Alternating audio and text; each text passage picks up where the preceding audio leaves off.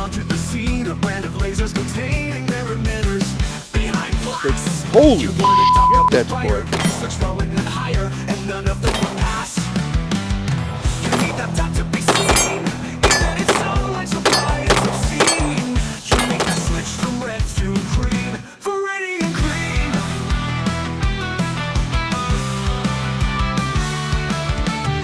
They perfected the science with lasers for decades, proving the color green is more easily seen. It definitely aids in focusing your vision, so they made the decision to offer more precision to the handgun optics game. So now it's time to make your decision. Buy everyone else's standard red dot or green from Viridian.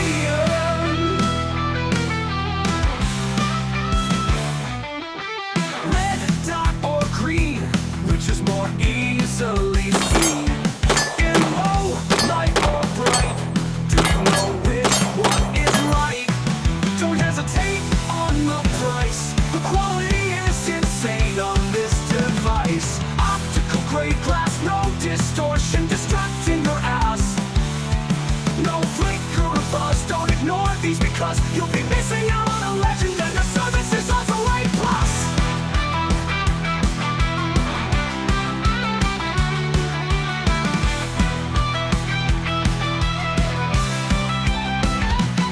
They perfected the science with lasers for decades, proving the color green is more easily seen. It definitely aids in focusing your vision, so they made the decision to offer more precision to the handgun optics game. So now it's time to make your decision.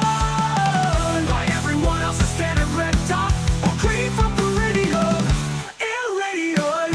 Red dot or green, which is more easily seen? In low light or bright, do you know which one is right? Don't hesitate on the price, the quality is insane on this device. Hey guys, welcome back to the channel. My name is Jim. Thank you so much for joining me as always. Today I'd like to share with you an absolutely amazing optic from Viridian Optics. And that is the RXF45. Now, I have found myself quite in love with enclosed optics this year and have invested in quite a few, from the EPS Carry, I own a couple of those, to the Meprolite MPO series, the MPO Pro series, of which I own the full-size F, which is the RMR cut, and the smaller sized S, which is the RMSC cut, as well as the Steiner MPS that you've seen on my Oracle 2311. And when it came time to try to figure out what optic I wanted to put on this low-profile Daniel Defense H9, I had a real struggle. And I wasn't sure if I was going to do a little micro or if I wanted to do a bigger mailbox style optic. And I got to tell you, I think I made the perfect choice to complement the overall look and design of the Daniel Defense H9. Now, another thing that's a bit strange about this compared to most of my other dots is the fact that Viridian only makes green dots. So it's a green dot.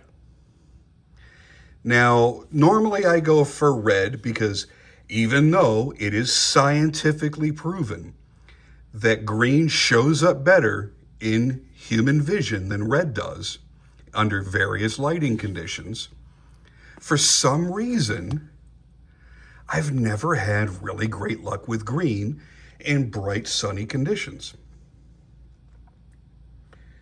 I have a holo sun that I have a green dot in that I'm okay with. I'm not madly in love with it, but it's okay. So when it came down to the decision to buy the Viridian, I really researched a lot. And I made sure that I listened very carefully to the people that owned theirs to see if they really, truly loved the optic. Because if there was one tiny little thing to nitpick about it, that would be piled on top of my assumed dislike for a green dot.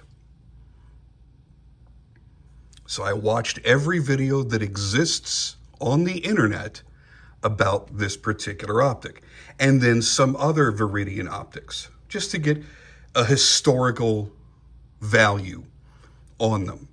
Because if historically they were falling apart and they weren't doing well, it wouldn't matter if this one particular model was doing well or not.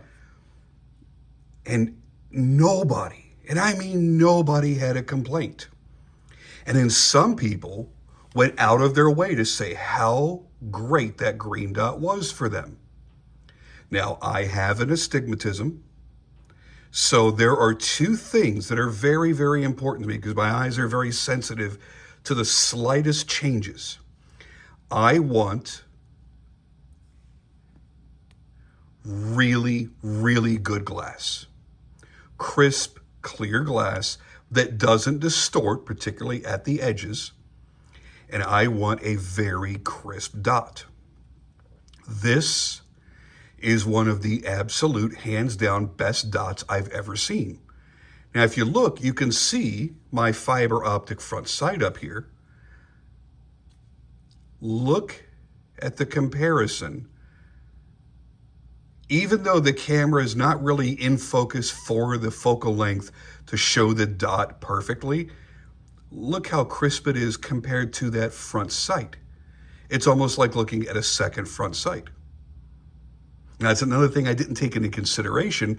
I honestly would have chosen a different color optic if I would have even had the slightest memory that my front sight was bright fluorescent green. So, my bad on that. But it's just, it's so well made. I like the unique look of this. This kind of looks like, listen, I'm not a geek enough to remember all the damn names. Do you like Star Wars? Do you like nerds? Freaking nerd. It's time for your Sunday wedgie, nerd. No! Please don't! Nerd! Oh! Haha, nerd. But if you go back to the original Star Wars, what was it? The Jawas, the little dudes that had R2-D2 and C-3PO that were scrapping them or using them for parts or whatever. The big giant earth mover kind of thing that they drove around in. This kind of looks like it's shaped like that a little bit. And I find that to be fairly interesting. I'm not an enormous fan of having to use a plate system, but anything that's going to use the clamp style Acro P2 system, you're gonna have to do that. So that's something that's not too terrible. If it weren't for the plate and the adapter, then this would sit significantly lower and it would look like a lower profile system. But I am super, super stoked about this. So what I'm going to do before I finish out any review portion, before I get it out to the range to do the shooting footage and all that stuff, is I always change out my batteries, put a fresh battery in, even though, yes, they give you a sealed battery. Well, I can't even say that. It comes in a little Ziploc baggie. So I can't say that it's sealed. It's not factory sealed from the battery factory. But I don't trust any batteries. I don't know how long this inventory's been sitting around. This was bought from Optics Planet, so who knows? They could have had this for 6 months. I don't know. So I'm going to top it off with a fresh battery, then we'll continue on with this, and we'll see where it takes us. But so far, so good, so impressed. Okay, you might see things looking a little bit different than the last time I had this gun under my lens, and that's not a good thing. I had a little misfortune with my Viridian optic that I was talking about during this video. I went to remove the top load battery and replace it real quick with a new, I guess 2032, I think is what it is. Here's the thing about top load batteries and companies that make 100% of their entire unit out of the same aluminum. There's a little bit of spring tension. There's a little piece of foam on the underside of the lid. So it's not spring tension, it's foam tension, if you want to get specific about it. And that's to hold the battery in place and not let the battery jump around, right? So it wants to push up against the battery cover a little bit. So as I'm twisting it down, it's hard to keep it perfectly level while turning this very large diameter cap. So I'm getting it on there, and I don't know whether I misplaced it or I just never simply got one. I don't have a tool that came from Viridian that's the size of the slot that's in the cap. So I used the largest bladed flat blade screwdriver that I had, which was not nearly wide or thick enough. And the galling of the aluminum to aluminum seized it up. And now not only is it crooked and I can't get it to go down any further, I can't get it to back out. So I'm going to give Viridian a call real quick and see what can be done about getting me a new cover. And once I get the new cover, I'll just figure out a way to bust the other battery cover off of there without damaging the optic. And then we'll continue on from there. Okay? How does that sound? All right, let's do that.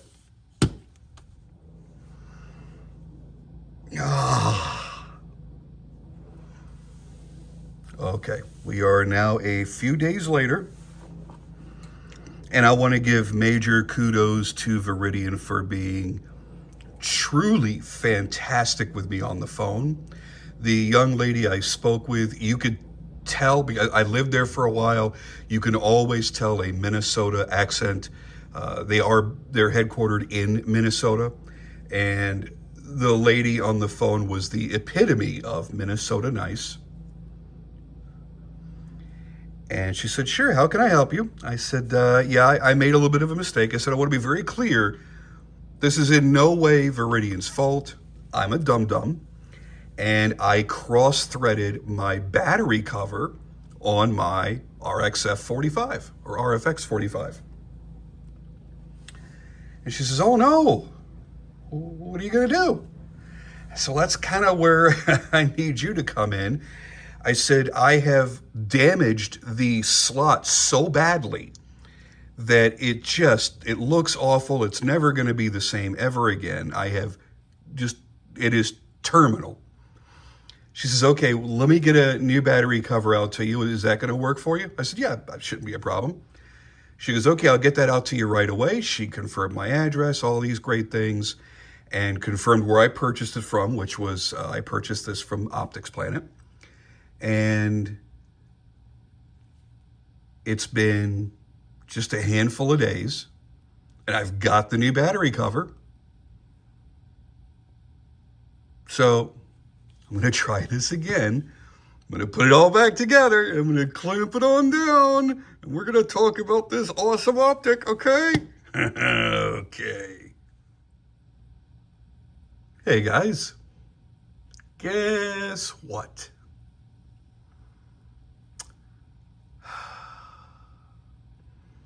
When you have cross-threaded aluminum threads too hard, it seizes up and creates a mechanical weld. That battery cover is never going to come off of there. So let me give you the updated status. This is getting a little old now, And feel free to laugh at me in the comments down below, because I'm just documenting this as it's going on, because I don't have any shame. And if I do something stupid, I don't mind sharing it with the world. But I don't share every stupid thing I do, obviously, or I'd be recording a lot more often. So I called them back up. I believe it was the same young lady that I spoke with on the phone at Viridian. And I said, hey, you remember me? I'm so-and-so. And you sent me a replacement battery cover for my incredible RFX45. She says, I absolutely do. Now, whether she's the same person and remembered me or not, or she just pulled me up on the screen and was able to verify what I was saying, I don't know. She goes, how'd that work out for you? I said, well, didn't quite work out, because I suppose in my initial frustration with trying to get this thing together, I locked it up and I can't get it apart. She says, okay, well, let's do this. Why don't you throw it back in a box, send it on back to us, and we'll take a look at it. We'll evaluate whether it could be repaired or if we need to replace it. I'm like, well, no. I said, I said, again, I don't want any misunderstandings whatsoever. I said, I'm the one that did this. This is my mistake. It's on me. You don't need to replace it under any kind of defective warranty, because it is not defective. I said, it even turned on when I put in the battery that you supply in the packaging. I said, so it is not defective. I damaged it. And then I further damaged it by continuing on when I knew I should have stopped. She goes, that's okay. She goes, you bought one of our premium products and you should have a premium experience. And I swear to God, my jaw had to have dropped open. Nobody does that these days. Just nobody. Especially a larger company that doesn't know me from Adam. And I want to be very clear about something. I did not say I'm a YouTube reviewer and I'm reviewing this optic, because I had never initially planned on just reviewing the optic. It was going to be just part of my overall evaluation on this gun. And then if people had enough questions about the optic subsequent to uploading that review, then I would have done an individual review on that optic. And then I decided one day, it was almost in my sleep, I'm like, I really like this optic so much, I do want to do a full review on it. So as you see, I've started to do that, and I have failed, and it's an awful thing. And that, again, that failure is all on me. So I boxed it up, and then I go to check my email later in the day for something unrelated, and I see an email from Viridian Optics. Not only were they taking back this optic and offering to fix or replace it with a brand new one, they sent me a return FedEx label to make my life easier and so that I didn't have to pay any money. Again, truly amazing. Was not expecting that. They didn't even say they were going to do that. So I dropped it in a box, threw their label on there, shipped it off. And now I wait. And I'm sure everything's going to be fine in the end. I have complete faith in them because they've given me every reason to have faith in them. I'm telling you right now, if you're willing to stand behind your product that a customer willfully damaged, that's incredible. We as consumers spend a lot of time bitching and moaning about companies that we feel have wronged us in some way, especially if we have made a significant dollar purchase. This could have very easily been a horror story. And instead, they immediately put my mind at ease and said, don't worry about it. This is our product. We stand behind it. We're going to take care of you. So I'm going to go with that. And I've got all the faith in the world that they will. And I just can't wait to see if I'm getting my optic back or if they're going to the absolute nth degree by sending me a brand new one.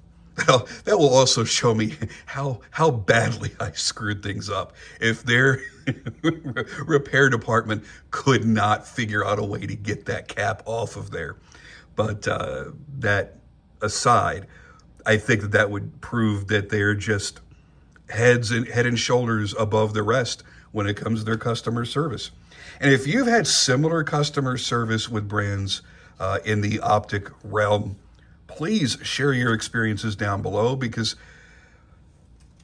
I've never really had to go through this before. I've never screwed up an optic. I change batteries out in all of my various optics, from rifle optics to handgun optics.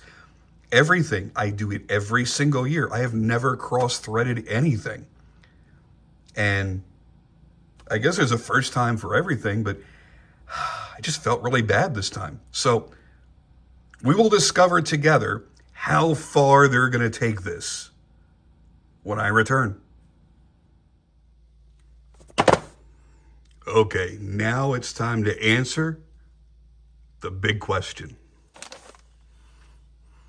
Now, I say that knowing full well that I didn't mark the optic in any way, so I have no way to know if what they've sent back is the same thing or a different one.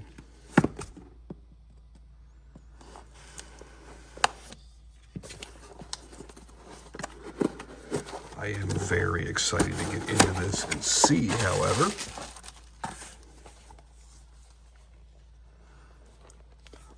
It is perfectly sealed. Now, either they have these sealing strips available to them over in the repair department, which I wouldn't think they would. That would be a factory thing where they box these up, or this is, in fact, a brand spanking new one. Let's see what the invoice says. Does not say. Oh, it does, it does, it does. Just going to fold this here for my security. Replacement. How amazing is that customer service? I could understand if I purchased this and out of the box it was wonky and something was really, really bad. It was grossly defective. And then I made a big stink about it and got it replaced. I would totally get that. But guys, this is something pretty incredible. Now I realize there's somebody out there watching right now going, all right, you're making kind of more of a big deal about this than it really deserves.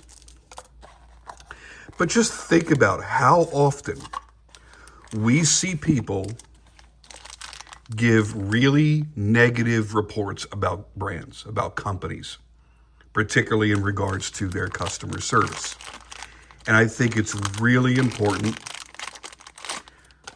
that when a company does something above and beyond for their customer that doesn't really benefit them, and this doesn't benefit them, this costs them money.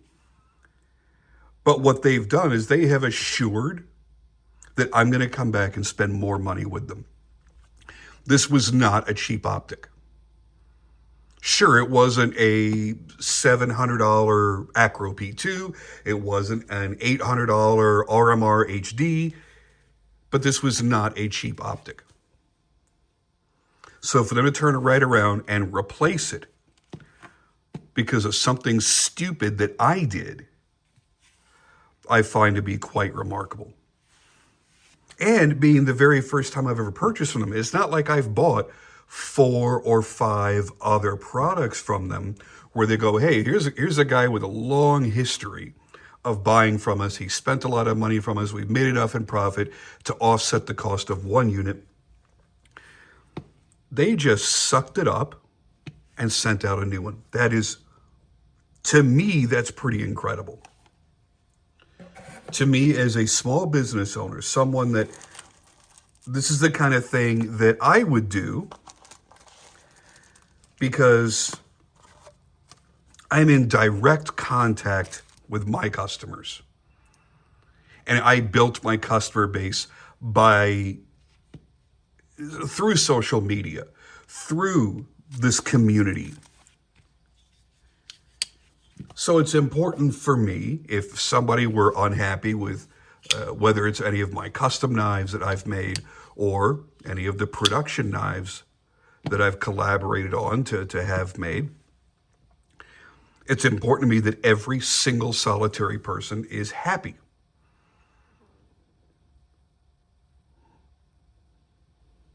As a matter of fact, out of the 3 variations that I made of my Hellraiser here, this is the only one I have for myself. Because one, I had sold out of that version and a customer ordered, and that was truly the only version they wanted. They had their heart set on that. I sent them mine out of my pocket. And the other was a customer that fell through the cracks. I had a whole bunch of orders all at once. Somehow the post office rush and everything else that I was in to get everything out. This was the week of Christmas. I screwed up and somehow forgot to send them a knife. I had the exact one that they ordered. I pulled it out of my collection and gave it to them. Because that's the way I look at it as the business owner. Viridian is not a one-man operation. It is not a small business. I can't say that. I don't know if it's a small business or a huge corporation. I take that back. But it's not a one-man operation. So for them to do what they did, I find it reason enough to sit here and make this video. This is the kind of video I love to make. And soon, I have to make the kind of video that I hate to make. The exact opposite thing happened with me with Steiner and my MPS. An optic that, quite honestly, is amazing. I really, really, really like this optic. And now I'm searching for its replacement so I could take it off, throw it in the garbage, and mentally write off a $500 plus purchase. That makes me angry. And I believe everybody is entitled to know the story behind this, what happened with it, and how stupidly Steiner reacted to the situation. But I gave them the opportunity to fix it before I decided to go public with any complaints. Look how many times we see today on social media where people get something, they're immediately not happy, and they go right to social media without allowing the company the opportunity to satisfy them. And this here, folks, this is the exact reason why you don't do stupid crap like that.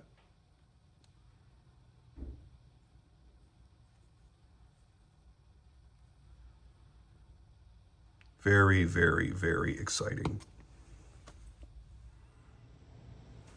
So the world of enclosed optics is growing, and now we have so many to choose from, so many that it can get confusing. Which ones are quality, which ones aren't. Very few of them are so inexpensive that you get one of those automatic red flags like you can on a standard open reflex site. So if you see an open reflex site for $79, to run far away. It's not difficult to figure that out. But the enclosed optics haven't gone that far down yet on the super budget line. So there is no super budget line from anybody yet. So when you see an inexpensive enclosed optic, you're still $250 to $300. And for a lot of people, that's still a premium price range. So how do you know if they're good or they're not? It's more difficult. Now, I knew that I wasn't going to be buying an Acro P2 based on two things: the utterly insane price and the many, many reports of unreliability over the last year. Parts breaking off and floating around inside of the body, the backside glass flying out, all kinds of other stuff, which is really strange because you would expect that from budget optics, not the world leader in optics. And I already have some from Holosun and Meprolite. But on this particular gun, on the Daniel Defense H9, I wanted something lower profile, something a little bit sleeker, and even more of a futuristic sci-fi look. And when I saw the RFX45 online, it called to me. I knew that was the answer. Now, getting it in hand, I gotta say, it's a handsome design unit. If you can call a big blocky mailbox kind of optic handsome. Some people like some of them, some people don't. I like the look of this one. That was also why I bought the Steiner MPS. I liked the look of it. It looked very technical. It looked very blocky and over the top and somehow mechanical. And it worked well with the vision that I had for the gun that it's on. Right now, my tastes are kind of changing a little bit because I have been dissuaded from Steiner probably forever now. So I've already got it in my head. I need to reconfigure that whole gun. And I'm not liking how it looks sitting on there. So it's going to be something entirely different. I also think the Acro P2 is rather handsome on certain guns. You look at an Acro P2 on a Walther PDP, I don't really see it. It doesn't quite match. But you put an Acro P2 on a Glock, like a Glock 19, Glock 17, Glock 45, and it looks really, really good. They look like they belong together. So that new A-Cut Koa that they just introduced at SHOT Show, brilliant idea. Those two products marry together very, very well. So sometimes, once you've established, I shouldn't say sometimes, once you've established the quality and the historical reliability of a red dot, and those suit your needs, the options, the feature set suit your needs. Once those things are out of the way, the next thing you're going to look at is, well, what's the design look like? And how is that going to flow with the gun that I intend to put it on? And I think this one was a really good match for the H9. It's solid. It's seemingly well manufactured. And the one thing that I noticed that I really love, I'm going to zoom you in a little bit here. That might be a bit extreme. Back up. Look around the edge of the glass. You don't see big globs of glue. Now, I can see the sealant, but it's very low key. And when I look at almost every major company's enclosed optic, you see these uneven gobs of sealant around the rear window. And it looks kind of cheap for $400, $600, $700 optics. And here, $400 optic, and it's not globbed up. It's clean. They did a really good job on this. Now you've got AR coatings on both lenses, on the front glass and the rear glass. And you have incredible optical clarity. There is almost no shift, even here up close, because the optical shift, the distortion that you worry about when they're rating that, they're rating it as you looking through the optic to an objective 33 yards away. And they want that to be a no jump, no seam kind of transition. But up close, you'll see it, and super far away, you'll really see it. But look at this. There's no jump, even up close. There's no shift. They have optically pure glass in here, and it's fantastic to see. In my opinion, the glass is every bit as good as the class-leading Steiner MPS. Steiner's glass is among the best in the world, period. Nobody can argue that. And this is right there with it. The dot is perfectly round and crisp to my astigmatism. Everybody's going to be slightly different. And it gets absurdly bright. And I don't mean that it blooms too much. Yeah, you can get it to bloom, sure. What I'm saying is the intensity of the laser emitter is fucking crazy. And you can't miss seeing this dot. It is insanity. Look how bright that is. And I have every one of my studio lights on right now. I got about 1,000 watts of lights pointed at me right now. Now let's talk about the specs real quick.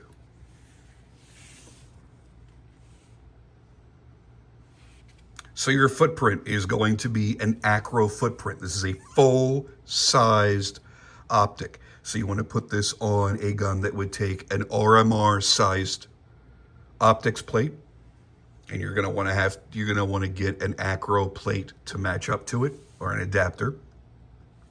Dimensions are 1.9 inches by 1.1 inches by 1.13.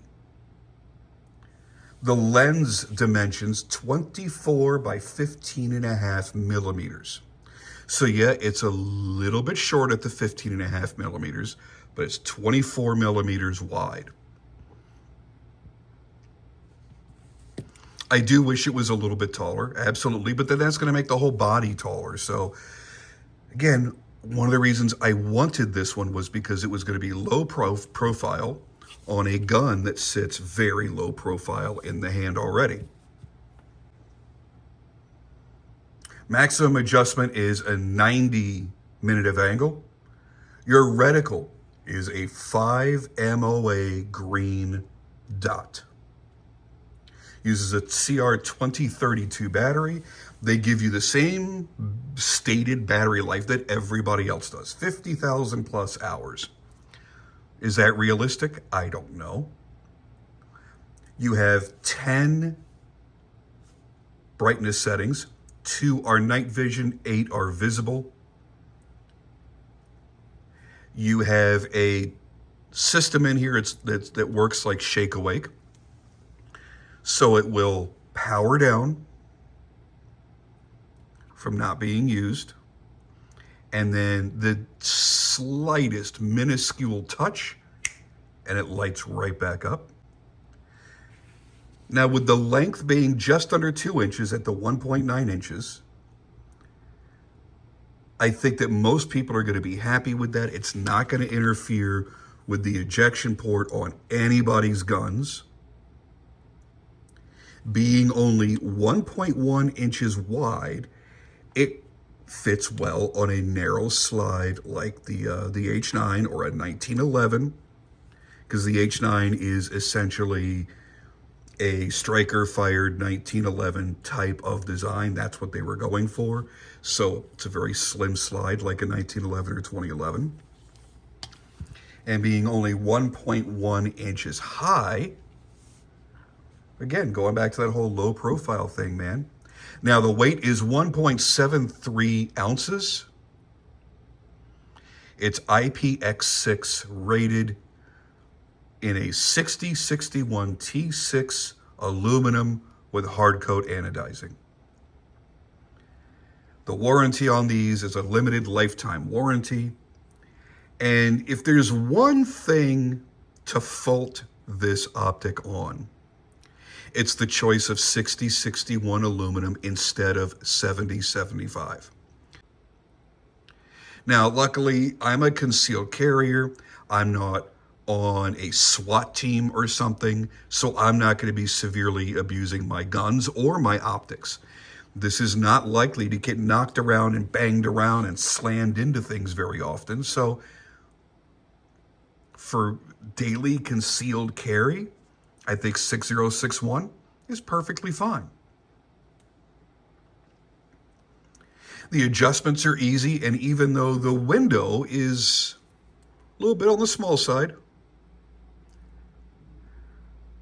I do find it comfortable to shoot with. The low deck height allows for co-witness if that's important to you. With standard height sights, like my H9 here has standard height sights, and I could still co-witness. That's not a thing that appeals to me at all. I don't care. But because the optics are up in the top, everything feels a little bit cramped, a little bit squished in the window height. Now, I wasn't sure how I would like that, but it turns out in real use, it's not really an issue. And you'll notice that just from your dry fire practice. When you're practicing your draws, when you're practicing your dry firing, you're going to realize that much like the Acro P2, which has a smaller window than this, yeah, it's small, but it's not that bad. Not everything needs to be a Vortex Defender XL or 507 comp. Nobody needs giant windows on every single optic that they have. I think this works out just fine. So I think the next step is to take you out with me to the range so we can play with this, get a good feel for it, and talk about how it runs out there. So what do you think? How do you think it looks on there? I think it works.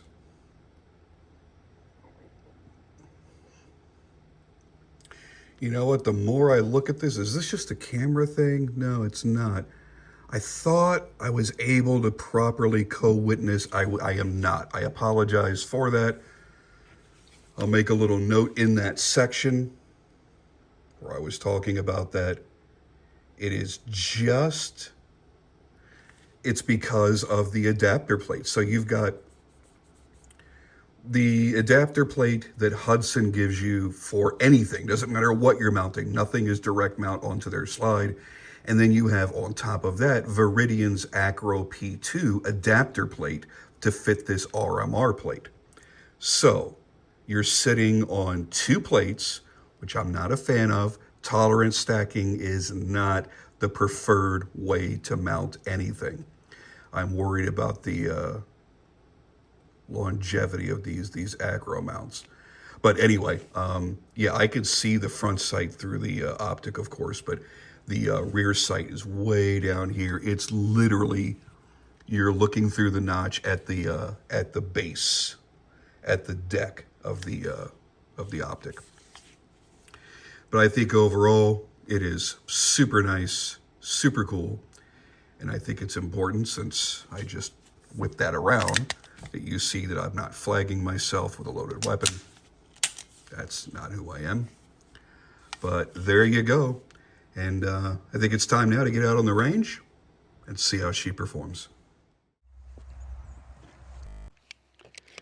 Okay, as we load things up here, let's talk about what it is that we're about to do. This is going to be my first shots with the Viridian RXF45 since it came back, or should I say since they replaced it. So it's the first time I'm actually using this unit, going to be using it outside for the first time. And we'll see how bright that dot really is. We'll see if green really is the magic that everybody claims. Okay, so these are going to be the first shots with the Viridian on the H9. We're going to see how it performs. We're going to give it a little bit of a cold weather test today. We didn't expect it to be 40 degrees. It was supposed to be a rare warm day here, and the weatherman lied. Let's take... Holy shit, that's bright.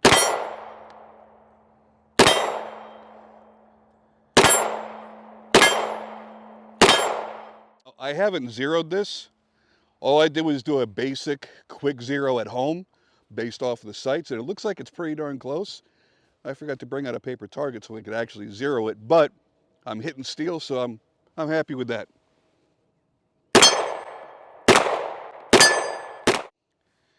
Now, I don't know if I can really get a shot of that well or not, but if you guys can see the green dot, still gonna wiggle it back and forth a little bit here.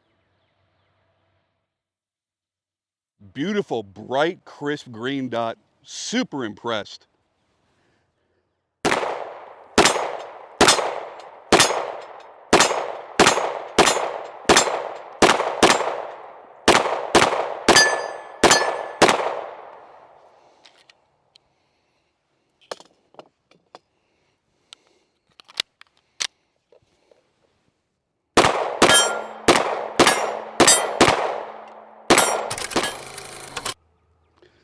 All right, we'll pick up the cadence a little bit here.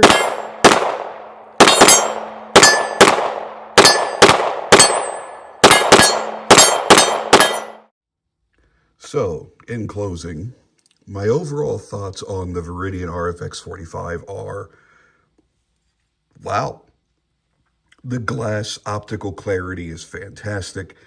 The sharpness of the dot is fantastic with my astigmatism. The brightness level is intense and crazy. I can make that dot crazy bright on a day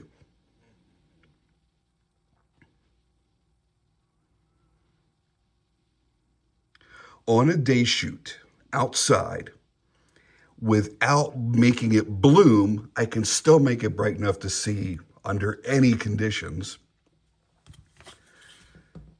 Overall, I just think it's damn fantastic.